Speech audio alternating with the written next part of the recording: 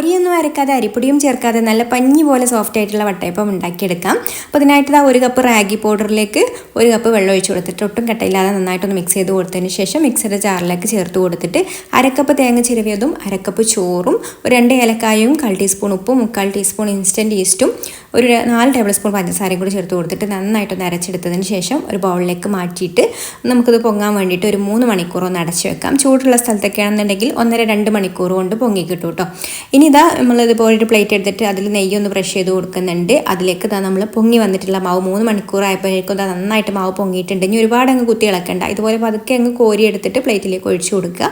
എന്നിട്ട് സ്റ്റീമറിലേക്ക് വെച്ച് കൊടുത്ത് ഒരു 2 മിനിറ്റ് ഒന്ന് ആവി കയറിയതിന് ശേഷം ഇതിൻ്റെ മുകളിൽ നമുക്ക് അണ്ടിപ്പരിപ്പ് മുന്തിരിയൊക്കെ വറുത്ത് വെച്ചത് ഇതുപോലെ ഒന്ന് വെച്ച് കൊടുക്കാം. എന്നിട്ട് അടച്ചു വെച്ചിട്ട് ഒരു 10 മിനിറ്റ് നന്നായിട്ടൊന്ന് വേവിച്ചെടുത്ത് നന്നായിട്ട് തണുത്തതിന് ശേഷം ഇതുപോലെ ഡീമോൾഡ് ചെയ്തെടുക്കാം. അപ്പോൾ നമ്മുടെ അടിപൊളി വട്ടയപ്പം റെഡി ആയിട്ടുണ്ട്. വീഡിയോ ഇഷ്ടമായിട്ടുണ്ടെങ്കിൽ